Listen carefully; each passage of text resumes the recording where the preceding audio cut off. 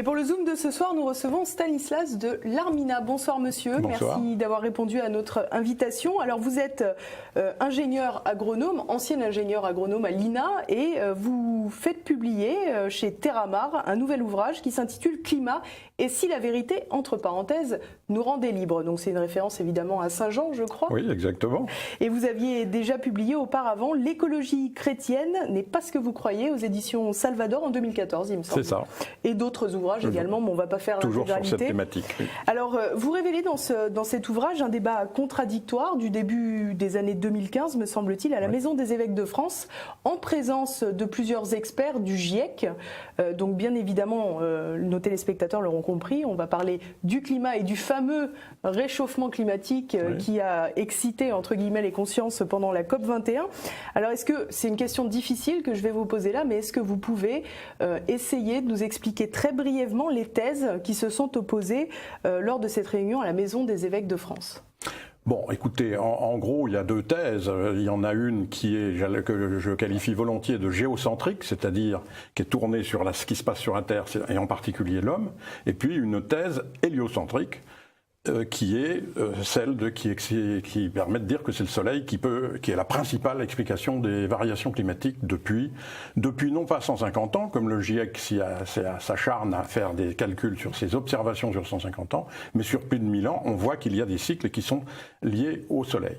Alors simplement, une des grandes difficultés de beaucoup de scientifiques, quand ils disent qu'il y a des corrélations, c'est qu'une corrélation n'est pas forcément une relation de cause à effet. Donc il faut faire appel à des techniques assez complexes, mathématiques, qu'on appelle la systémique, on va lui donner un nom simple. Et je crois que pour cela, pour cette partie-là, vous êtes fait appuyer également de votre frère. Alors voilà, j'avais un expert qui était, peu importe son nom, qui était spécialiste de systémique, et lui a appliqué sa discipline sur cette question de la complexité des variations climatiques. Alors, pour vous donner un exemple, on avait demandé, avant de démarrer, à ce qu'il y ait des questions écrites et des réponses écrites pour gagner du temps dans un débat qui a quand même duré 2 fois 6 heures. Hein. Et donc c'est pas rien, avec des gens de cette qualité-là. Et une des questions que nous avions posées, c'est, puisque vous dites, le GIEC, qu'il y a 95% de chances, de probabilité, que la cause des variations soit humaine, pouvez-vous nous dire dans les 1500 pages du rapport où est le calcul pour qu'on aille regarder et voir pourquoi c'est 95 et pas 96 et pourquoi ce ne serait pas 80 et de regarder. Réponse stupéfiante. Ce n'est pas une probabilité calculée, c'est une probabilité subjective, c'est-à-dire qu'elle représente l'intime conviction de 95% des spécialistes. 95%, on se demande comment... Donc en fait, le GIEC, c'est un organisme de sondage presque.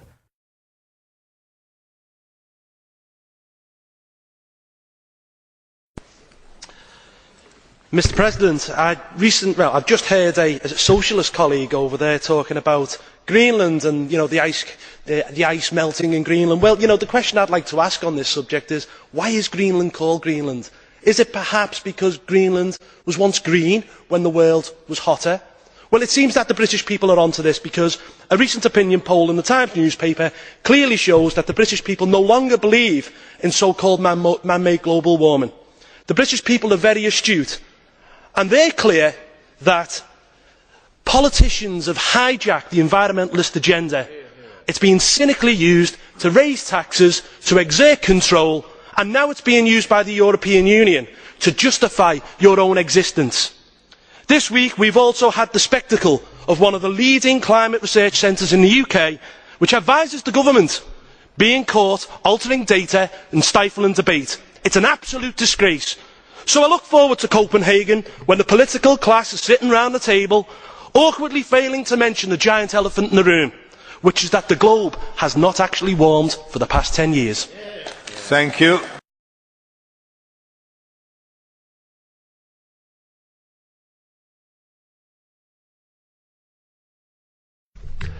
Mr. Bloom, for 1.5 minutes, please. Well, Mr. President, of course, you can tell I'm a scarecrow because I don't dress like a scarecrow. I fought my way through the blizzard in Copenhagen, like many of you did. Interesting, isn't it, that we've had the coldest winter so far on record in London for 30 years. It's the same in Poland, it's the same in Korea, it's the same in China. We've had the coldest temperatures in Florida, Arizona, Texas, the first snow in Texas, I think, for 100 years. And of course, as Giles Corran of the London Times said, my goodness me, and we simply don't get it, of course. Of course, that's what global warming is all about. We've got to get used to freezing temperatures. Well, we've seen the Al Gore hockey stick, which is still, I gather, being shown in London state schools. Al Gore, snake oil salesman, crook. We've seen Professor Jones from the East Anglia University, crook. And now, you won't know about this yet because it's been kept out of the public domain, the New Zealand National Climate Database, and I have the figures here, all fraudulent. When are you all going to wake up? Scam, scam, scam. Thank you, Senator Coons. And I'd like to go back briefly to Mr. Mayor. In your written testimony, you said that the science behind climate change and its effect on minority communities, quote, should not be up for debate.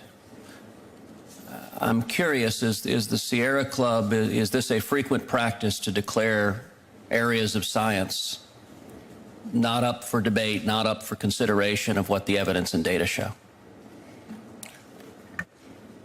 If you are relying on the evidence and data, you know, the science, the preponderance of the evidence are there. But that's a different thing than saying we should not debate a question, that the Sierra Club has declared this scientific issue resolved and there should be no debate. Based upon the preponderance of the evidence, the science is settled, but the thing is that anything is up for debate, Senator. We can debate anything. Well, you know, I would note that even the phrase preponderance of the evidence, having been a practicing lawyer for many years, means 51%. That means at least 51% is what the preponderance means. You know, I would ask, for example, if you want to end debate, you don't want to address the facts, how do you address the fact that in the last 18 years the satellite data show no demonstrable warming whatsoever? Sir, I would rely upon the Union of Concerned Scientists, and I would rely upon the evidence, and again, from our own NOAA officials, the data are there. Is it correct that the satellite data over the last 18 years demonstrate no significant warming? No. How is it incorrect?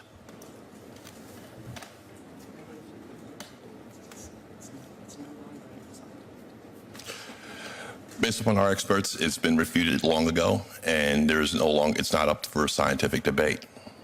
I'm curious if I want to understand this. I do find it highly interesting that the president of the Sierra Club, when asked what the satellite data demonstrate about warming, apparently is relying on staff. So It's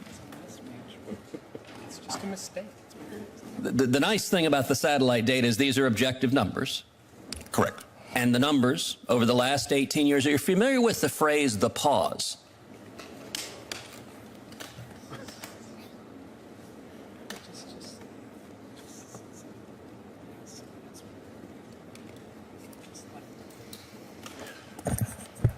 The answer is yes, and essentially we rest on our position. And to what you said you are familiar with the pause, so to what does the phrase the pause refer?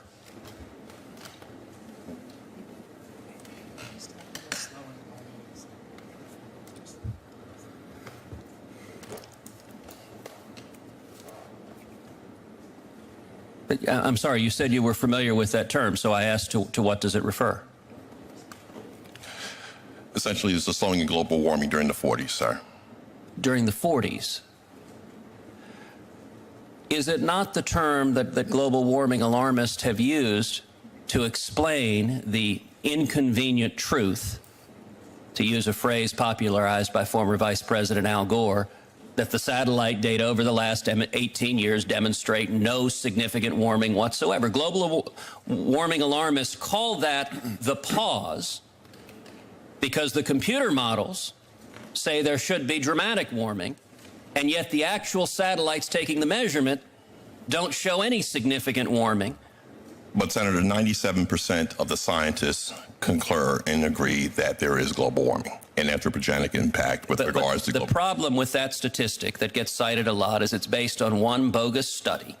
And indeed, your response, I would point that your response is quite striking. I asked about the science and the evidence, the actual data. We have satellites. They're measuring temperature. That should be relevant. And your answer was, pay no attention to your lying eyes and the numbers that the satellites show. Instead, listen to the scientists who are receiving massive grants who tell us, do not debate the science. Sir, this is one of the national pastimes in America, and while we're debating what 97% of scientists have already settled, the 3% that we, as I say, have invested in with regards to the carbon industry, our planet is cooking and heating up and warming. So this is one of the reasons why. So hold on a second. It is the Sierra Club's position that right now the Earth is cooking up and heating and warming. Is that the Sierra Club's? I mean, I just want to quote you and understand. I am saying I concur with 97% of the world's scientists with regards to global warming and the anthropogenic effects of mankind with regards to climate. But sir, would you answer the question? Is it the Sierra Club's position, as you just testified, that the Earth is cooking up and heating and warming right now? Is that the Sierra Club's position? Global temperatures are on the rise, sir. And I assume the Sierra Club would issue a public retraction if confronted with the facts that the data are precisely as I described, that over the last 18 years, there has been no significant warming, and indeed, that is why global warming alarmists invented the term the pause to explain what they call the pause in global warming, because the data demonstrate what you just said, that the Earth is cooking and warming is not backed up by the data. We are concurring with 97% of the scientists that absolutely say the opposite, sir. So if the data are contrary to your testimony, would the Sierra Club issue a retraction? Sir, we concur with the 97% scientific consensus with regards to global warming. For everyone here tonight not familiar with Agenda 21, I would suggest that this is the beginning of your learning curve, not the end. Good evening, I'm Rosa Corey. I'm the Executive Director of the Post-Sustainability Institute. And I'm glad to be here tonight. It's an important night because we're drawing something out of the shadows. And it's important to talk about it. It's not a conspiracy theory, it's a conspiracy fact. This is Agenda 21. This is the United Nations plan. It's a 300-page, 40-chapter plan. And ICLEI was created in 1990 prior to this plan's adoption to implement United Nations Agenda 21, Sustainable Development worldwide.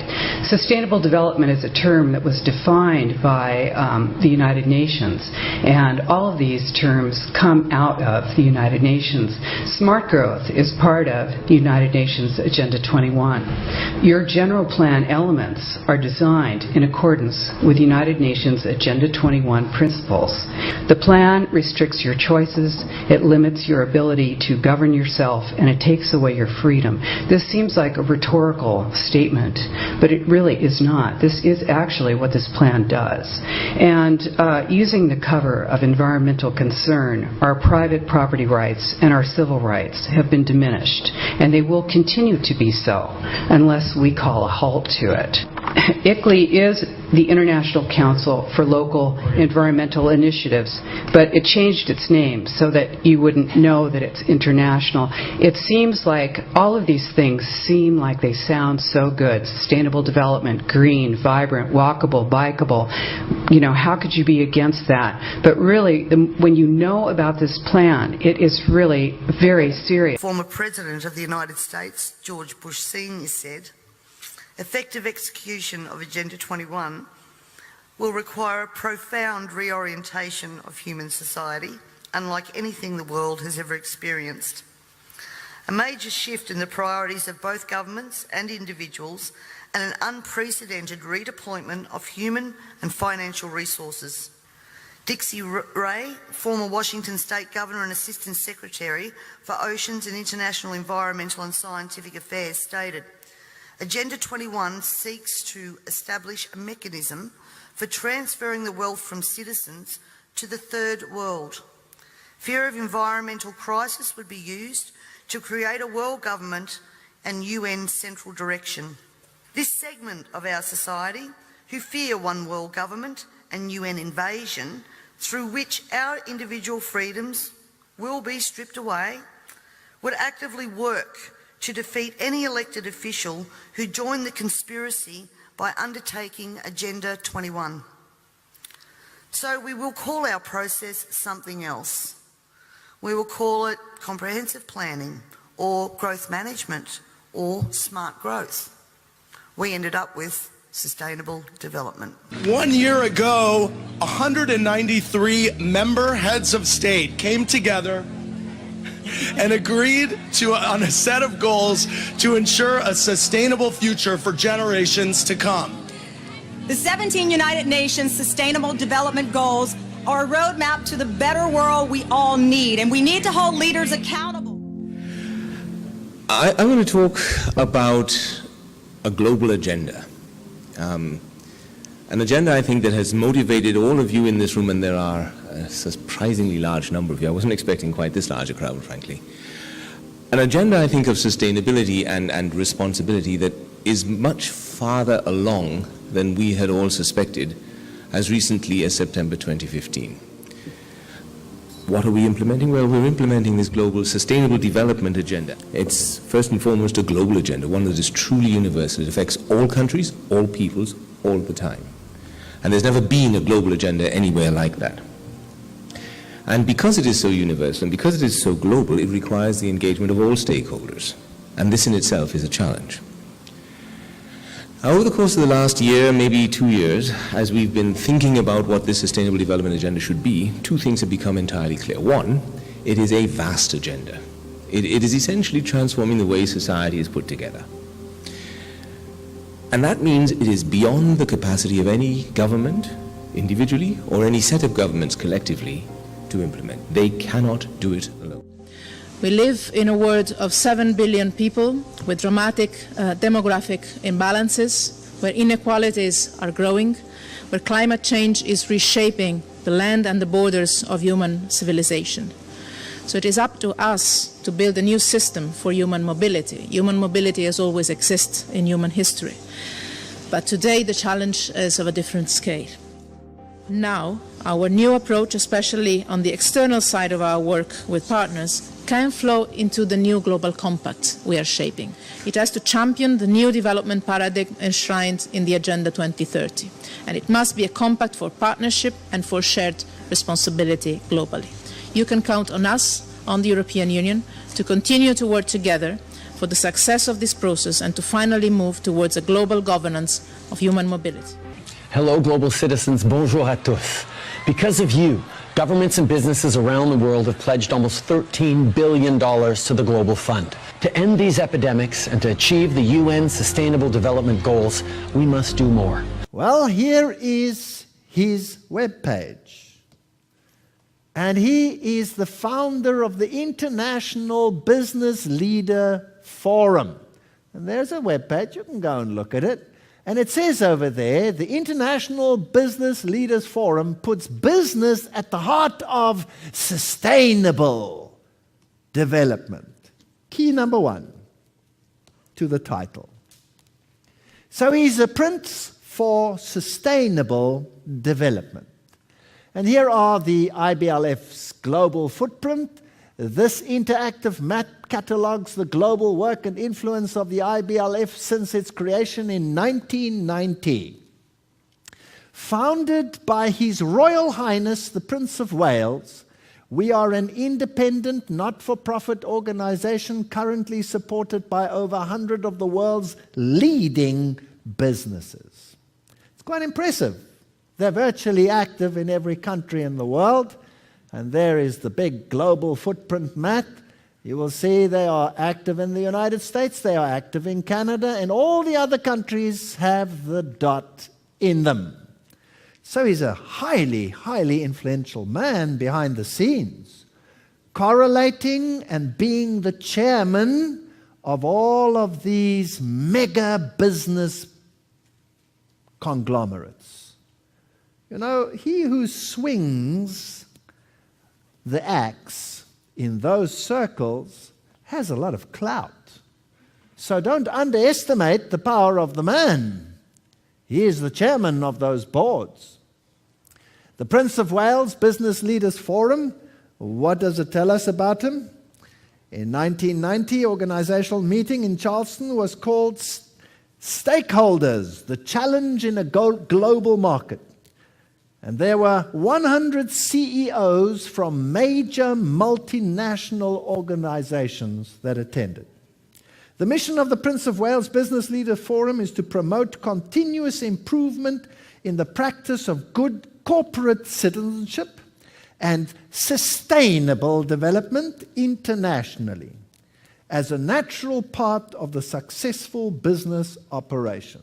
It aims to work with members and partners to, number one, demonstrate that business has an essential and creative role to play in the prosperity of local communities as partners in development, particularly in economies in transition.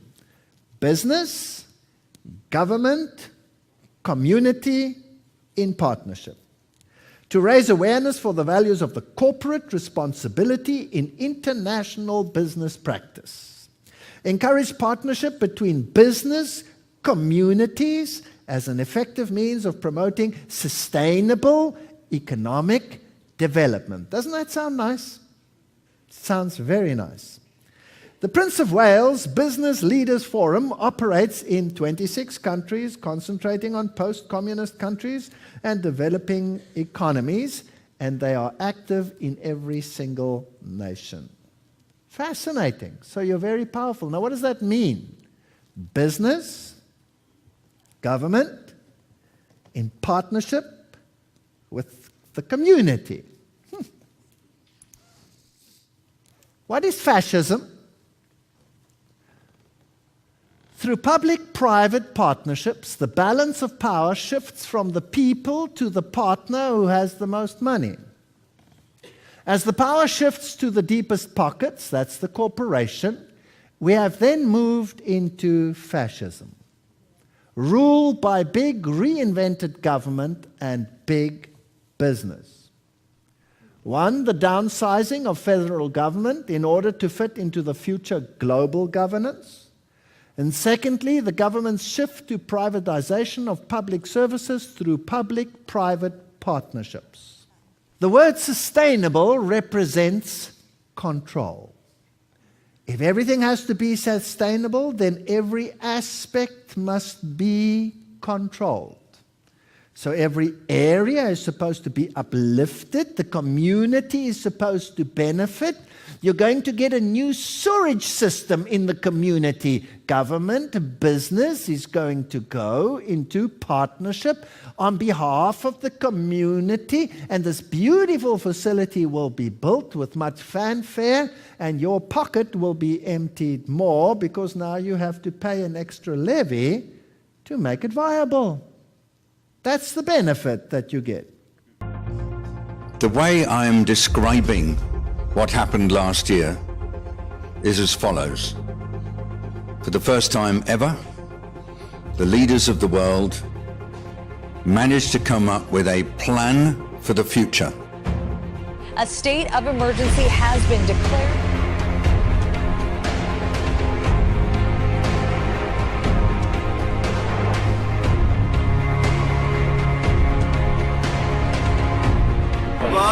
Aleppo ablaze once again under the heaviest bombardment in months.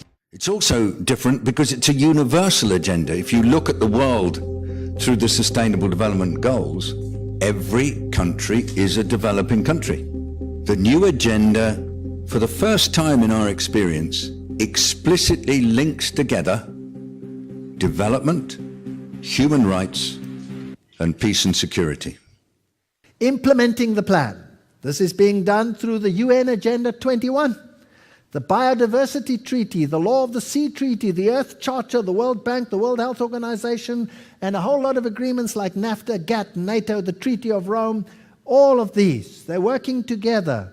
On the royal side, on the British side, the Royal Institute of International Affairs, the Council of Foreign Relations on the United States side, the Trilateral Commission, the Bilderbergers function as overseers and watchdogs of the sordid affair. The whole world is falling into the spider web of globalism, from which no nation can extricate itself without prompting its own military and economic ruin. This comes from the Sustainable Prince. And we are heading for End Poverty 2015. This is the mega movement of the world. We're going to change the world by 2015, and the great meeting is taking place when? 25 September 2008. As we're sitting here, the world is gathering to plan how to get the whole world to knuckle under by 2015. We need a crisis. What are we going to make the crisis? Well, let's make the environment the crisis, and let's make money the crisis, and let's just go ballistic. So we have the Business Foundation, the active leaders to announce initiatives as part of the mobilization to reach the Millennium Development Goals. The Gaia hypothesis. Well, you've heard about this. James Vean, James Lovelock formulated the Gaia hypothesis. Holism is what they want. The planet must be elevated above man. Man must become subservient to the planet. Any religion that inverts Genesis 1 is paganism. And so we want global governance, partnership between business and private sector and government, which is fascism, and we want to bring it about now. And Gaia is supposed to take the Judeo-Christian culture and turn it on its head, remove it, and replace it. So UNCED, that's the United Nations Conference on Environmental Development, was called the Earth Summit. And at this one, they unveiled the philosophical shift to Gaia. And the action program was called Agenda 21, 297 pages long, global assessment, over 1,100 pages long. And these documents contain an agenda which will control every facet of our lives. It'll turn freedom into bondage, life into misery. In feudalistic times, only the king and the nobility owned land and had freedom. So too, under the United Nations rule, feudalistic times will return, the partners will change names. And the feudal landlords will be the corporations, the community will be partners, slaves in this, and they will be able to pay. With the adoption of sustainable development at UNCED, man was demoted to the same level as a plant or animal. Let's have a look at some of the definitions. Development that meet the needs of the present without compromising the ability of future generations to meet their own needs. This sounds very nice. Needs as it pertains to the world's poor, to which overriding priority should be given, and the idea of limitations imposed by technology on the environment's ability to meet present and future needs.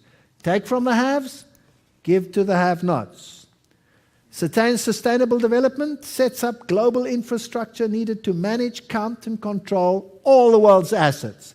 That means your pastures, your rangelands, your farmers' fields, your oceans, your inland waterways, your marine environment, your marine life, your cities, your houses, your sewage, your solid waste, your methods of production, your air, your pollution, your biotechnology, every living thing, every single thing. And then, as a result of this, the Convention on Biological Diversity was signed, putting holism into practice. The Convention on Desertification was signed. The Convention of Climate Change. And these conventions will change the freedoms we have known. You will not be able to move.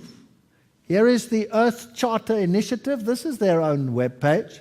The Earth Charter is a declaration of the fundamental principles for building a just, sustainable, I hope these buzzwords mean something else by now, peaceful global society for the 21st century. That's one that knuckles under and does what it's told. Created by global civil society, endorsed by thousands of organizations and institutions, the Charter is not only a call to action, but a motivating force inspiring change the world over. One way of looking at climate change is, well, in order to address climate change, what we have to do is to build a very complex framework, the purpose of which is going to be to facilitate and accelerate actions at all different levels of governance. Now, the second choice that we have available to us, well, that's a very different choice, because that is a choice that looks at transforming this world to not only make it very inhabitable, but to actually make it very exciting, extremely exciting. But now think the world transformed in the transportation sector. What would that look like? Well, that would look like driverless cars communicating with each other in order to decide on their own what route to take and at what time in order to get you to where you want to go, but maximizing the roadway capacity and the fuel being used for the vehicle. Entirely possible. Buildings. Ah, yes, buildings are very important. 70% of global greenhouse gas emissions comes from cities. 80% of the world's population lives in cities. So where do we really need to look at bringing down emissions? Cities. What's in cities? Buildings. Homes and buildings. Well, buildings in a transformed world would be buildings in which you no longer have to bring electricity in. We basically think of a building, as though it were a country. We are importing electricity into our buildings. We're buying electricity into the buildings. And we bring food that we need into the building and we transport it. Now consider a transformed world in which each building would actually produce all the electricity that it needs, because it would have all of these flat surfaces with all kinds of panels that produce electricity. In fact, it might even produce more electricity than it needs and sell back into the central system. Consider buildings that would actually capture as much water as they need for the food that is being produced on the roof and on terraces of the building. I already saw it in Singapore. So what about a transformed world in which we would actually plant cities instead of building them? Because that's the way we would think about cities, living organisms that we are going to plant and plan instead of just building them with cement. That would be a transformed world. La démarche nationale écoquartier, lancée en 2008 par l'État, a accompagné le développement de nouveaux aménagements à travers tout le territoire. Durant ces appels à projets, la grille de lecture écoquartier fut élaborée, regroupant les 20 enjeux majeurs qui feront la ville de demain. Énergie, eau, biodiversité et mixité sociale font partie de ces enjeux, au cœur de cette démarche durable. Sur ces valeurs, en 2012, l'État a créé le label Écoquartier, qui accompagne les collectivités locales durant toute la réalisation de leurs projets. Pour le maire et l'aménageur, le choix d'une énergie propre pour assurer le confort thermique des habitations était un objectif fondateur de cet écoquartier. Dès les premières étapes de conception et de définition du programme, on identifie assez rapidement l'eau comme ressource en nappe, et donc qui permet d'imaginer un potentiel énergétique pour développer un réseau de chaleur s'appuyant sur les ressources géothermiques. Une première étude de faisabilité et d'évaluation du potentiel énergétique de la géothermie fut réalisée. Elle visait à s'assurer que la puissance disponible pouvait répondre aux besoins en énergie de l'écoquartier. Suite aux conclusions de cette étude de faisabilité qui confirme l'exploitabilité de la ressource en géothermie, on établit un programme dans le but de fonctionner sur un principe de partenariat public-privé de façon à faire réaliser le réseau de chaleur de l'écoquartier en géothermie par la mobilisation de fonds privés. Ce partenariat public-privé pour financer le réseau de chaleur de l'écoquartier fut particulièrement innovant. Il devait répondre à l'objectif politique fort de fournir aux habitants un confort thermique pour 1 euro par mètre carré et par mois à partir de la ressource géothermique disponible. Un écoquartier, ce n'est pas un objet, mais un écoquartier, c'est une démarche portée par des acteurs, les élus qui prennent la décision dans le cadre de la charte des écoquartiers, les entreprises qui donnent des réponses concrètes, techniques, qui réussissent à réaliser à la demande des élus, et puis les habitants qui vont vivre, qui vont mettre en œuvre, qui vont aussi peut-être magnifier, transcender la décision politique et la réalisation technique.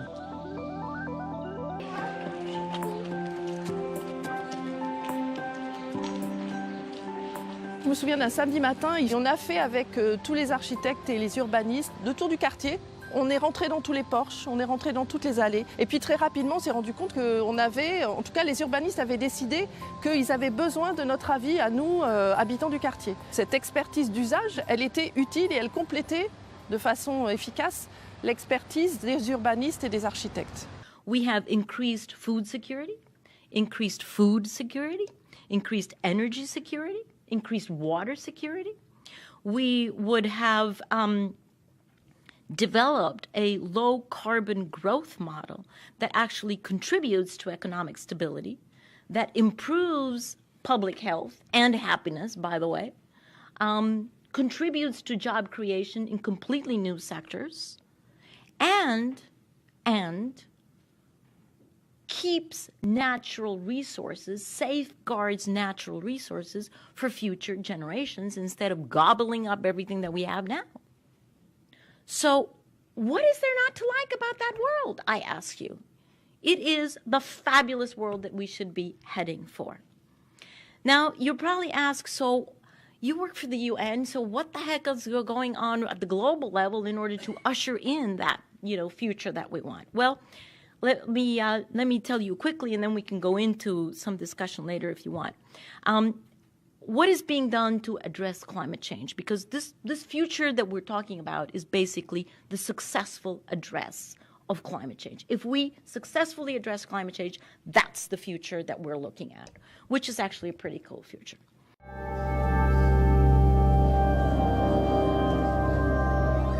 (2050), a long green period for sustainable thinking and actions. Mega metropolises are centers of progress and pillars of global cooperation. But global urbanization has its downsides. Rural areas are left behind. Thanks to innovative and more efficient technologies, transport is more sustainable and much faster, for humans and for goods.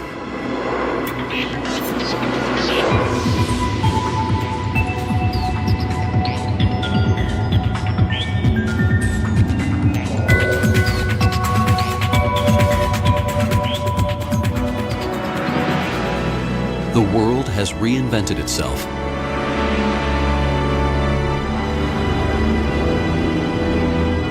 We enjoy unlimited interaction and global cooperation. But could things turn out differently